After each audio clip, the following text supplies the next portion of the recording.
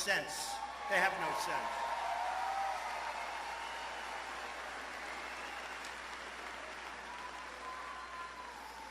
Now, I took a lot of heat from a newspaper that's a failing newspaper called the New York Times. Failing.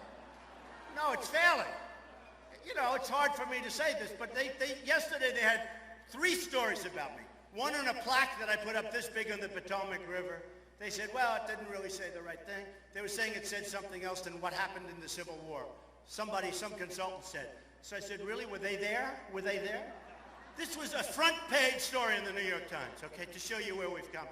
But I guess the day before yesterday, I had 3 stories. Yesterday I only had one. It was an off day. Never a good story.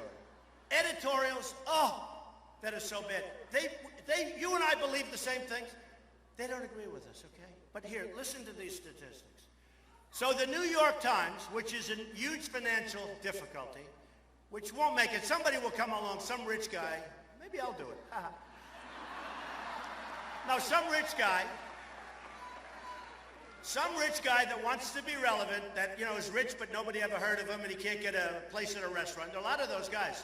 I have a lot of friends. They call me, they say, Don, they're worth $2-3 billion. Don, could you do me a favor? Could you get me a place at a restaurant? I said, which restaurant? This one. I said, you know, what's the good of being rich if you can't get a reservation at a restaurant? Isn't it true, though? He said, you're right. Can you get me the place? So I get them. I always get people.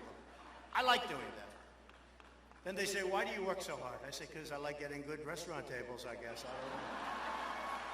But look at the New York Times. So here are some statistics. Here are some numbers. Because I took a lot of heat about a reporter who changed the story after 14 years. A reporter that says, I know him. I don't know him. I mean, I may have met him. Some of the people back there, they report me every day. I don't know who they are. I don't know what they look like, but I know their name. And they know what I'm talking about. I know their name. And some treat me good and some treat me badly, mostly badly because, you know, they don't come from where we come from. But I know their name, but I don't know. So I took a lot of heat, but before I get to it, because this reporter works for the New York Times now, used to work for the Washington Post, and this reporter is so happy. People have heard of him now. Nobody ever heard of the guy. Now he's having such a good time. So what happens is this. The New York Times, they won't put this on television. You're wasting your time. Nor will they put the crowd on television. See the cameras? They're fixated at my face. No, they won't put it on television. They never put it on television. They never, ever put it on television. They never, I'm telling you. Always. You know, we have thousands of people outside. Thousands. In fact, when I'm finished here, I'm going to go up because I do have a lot of strength and stamina, okay? Unlike Hillary. I'm going to go outside and we're going to devote some good time to the people outside. But, I mean, literally, you have thousands of people standing out there. So the New York Times had a cathedral, one of the great cathedrals in all of the newspaper world. Nothing like it. 229 West 43rd Street, right off Broadway. I used to go in there when I was young, because I've been doing this stuff for a long time, believe me. It's time now for us to do something else, make America great again. It's time for us to, right? Time for us, right? Time for us to do something else. But 229 West 43rd Street. So the New York Times takes this unbelievable place, and they've had it for years, from probably the inception, and you walked in, and here you were in this, so important. Believe me, so important. And the marble, you couldn't build it. And you'd see pictures of the publishers and the editors from many, many years ago when it was first started.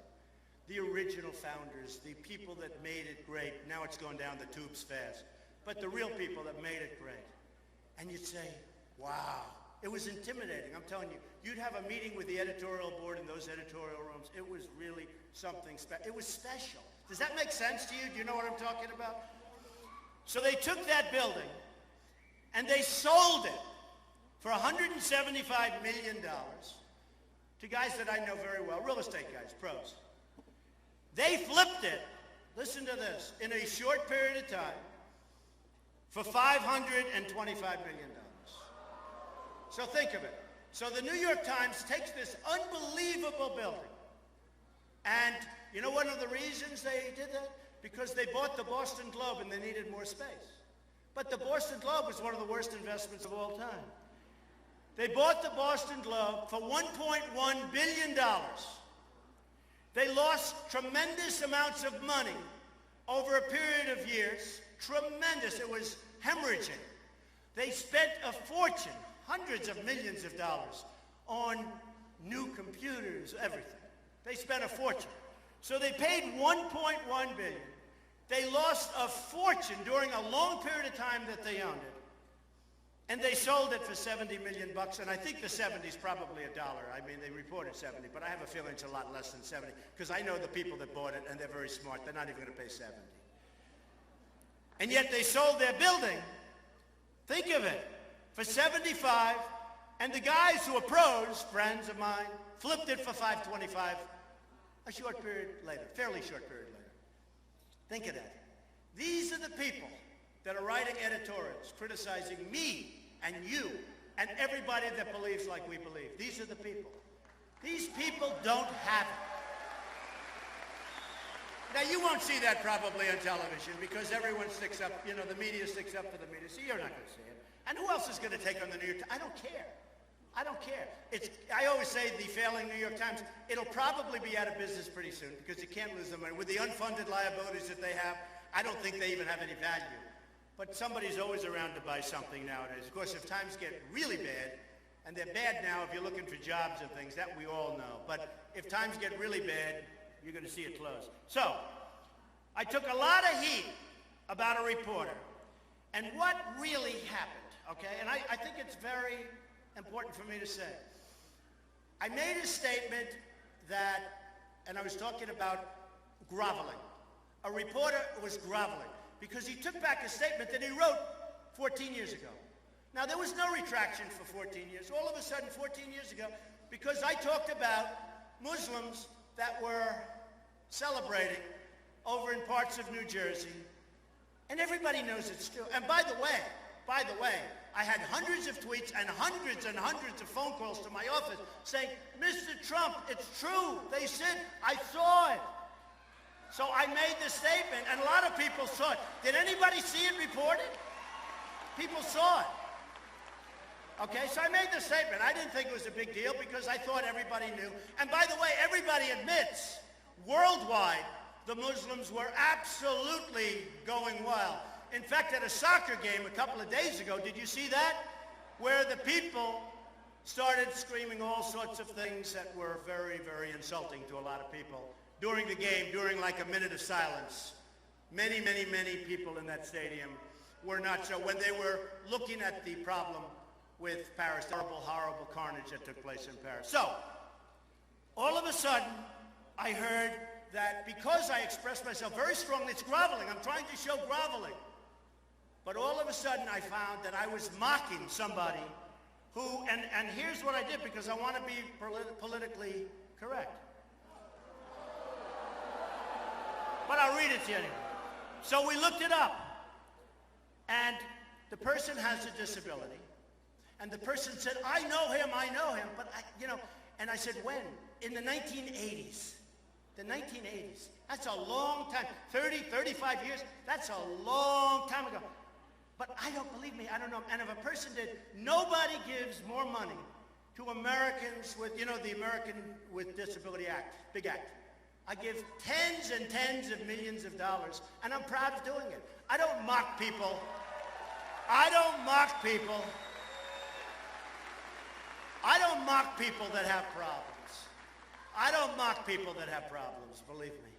Now, people mock me with my hair, but it is my hair. I actually love when I can, sort of go outside. I thought this might be outside because there were so many people, but we're doing a double, which is not as good for me, I will tell you. I got to do this all over again, right? No. But what happened is I said, look, I want to be politically correct, so I asked my son, where's Eric? Is he here? Eric Trump. Eric, come here. He's such a good boy. He's such a good boy. He's a special boy, good boy, works hard, and say a couple of words, come on. Wow, how is he, huh? we flew in a couple minutes ago where we were looking at the line that literally extended hundreds and hundreds and hundreds of yards down the block. And then I walk into a room like this, and I just have to say I am proud of you. I love you. I'm proud of you. And guys, we're going to win this thing. We are absolutely going to win this thing. So thank you.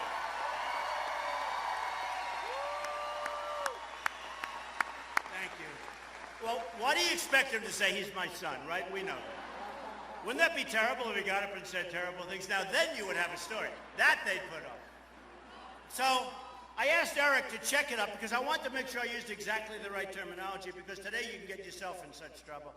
So he got one of the big sites that never say a disabled person or the disabled. Say a person with disabilities. In other words, if you say the other, you're in trouble. Okay. Never use the term handicap parking.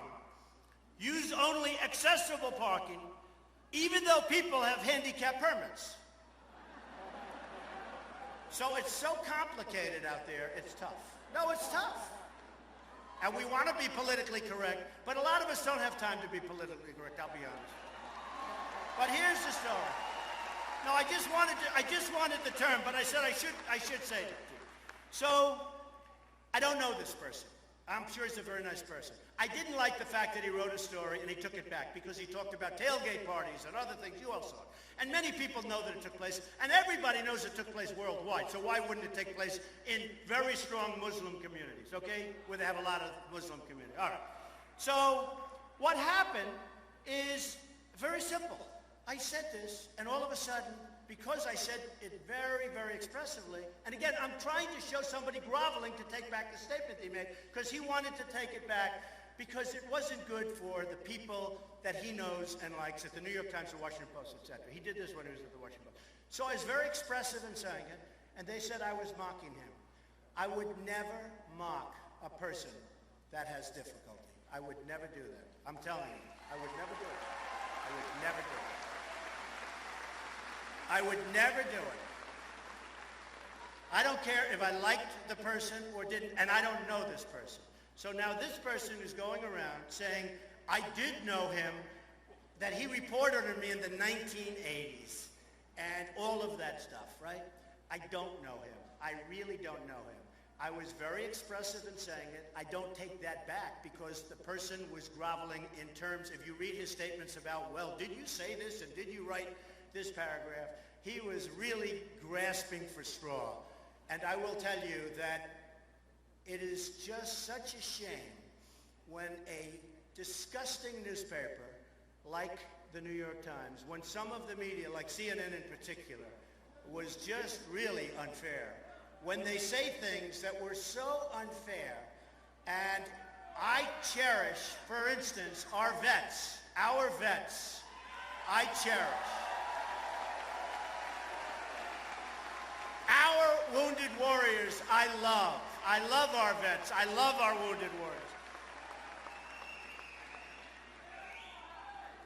People that have disability, hi folks, people that have a difficulty, I cherish them. These are incredible people, and I just want to put that to rest. I didn't know him. It's possible, probable that I met him somewhere along the line, but I deal with reporters every day. Many of them I never even see. There are many people that I know even by name, although I don't remember his name, and I do have a great memory, but I will tell you, I don't know him. Now he's going, well, he knew me, and we were on first name. Give me a break. Give me a break. And the problem is, he's using what he's got to such a horrible degree. I think it's disgraceful. And I think the New York Times, frankly, should give me an apology. I do. I think they should give me. And I'd love to have the apology before they go out of business. I would love to.